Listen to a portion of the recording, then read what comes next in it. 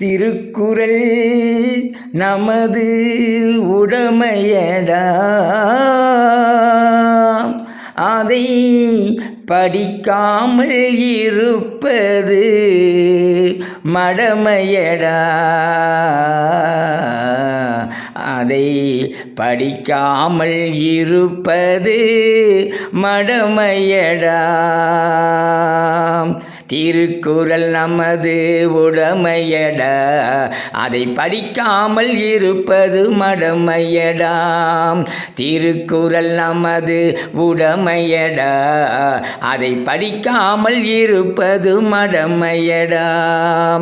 அதன் பொருளை அறிந்து சிறப்பை உணர்ந்து தினமும் படிப்பது கடமையடா, தினமும் படிப்பது கடமையடா. திருக்குறள் நமது உடமையடா, அதை படிக்காமல் இருப்பது மடமையடா.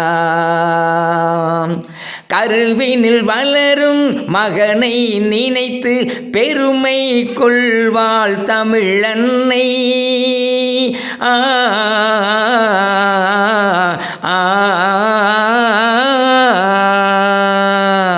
கருவினில் வளரும் மகனை நினைத்து பெருமை கொள்வாள் தமிழன்னை. குறளை படித்து அறிவை வளர்த்து மகிழ்ச்சியை தருவான் அவள் பிள்ளை. திருக்குறள் நமது உடமையடா, அதை படிக்காமல் இருப்பது மடமையடா. அறமும் பொருளும் இன்பம் அனைத்தும் திருக்குறளில் தானே இருக்கின்றது.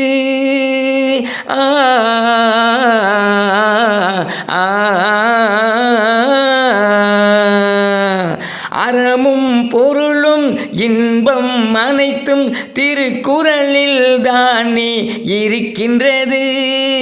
மனிதன் பிறந்தது முதலே வாழும் முறையை அதுதான் நமக்கு உரைக்கின்றது. திருக்குறள் நமது உடமையடா, அதை படிக்காமல் இருப்பது மடமையடா. 7000 மொழிக்கு கிடைக்காத பெருமையை குறள் தமிழுக்குத்தானே கொடுத்துள்ளது.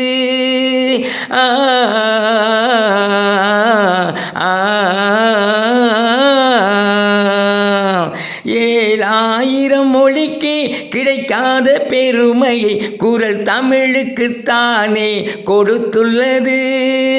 அதை நினைக்கின்ற பொழுது தமிழர்கள் உள்ளம் இன்பத்தில் அல்லவா திளைக்கின்றது. திருக்குறள் நமது உடமையடா, அதை படிக்காமல் இருப்பது மடமையடா.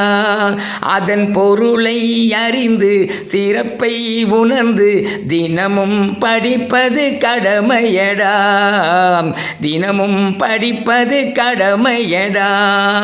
திருக்குறள் நமது உடமையடா, அதை படிக்காமல் இருப்பது மடமையடா.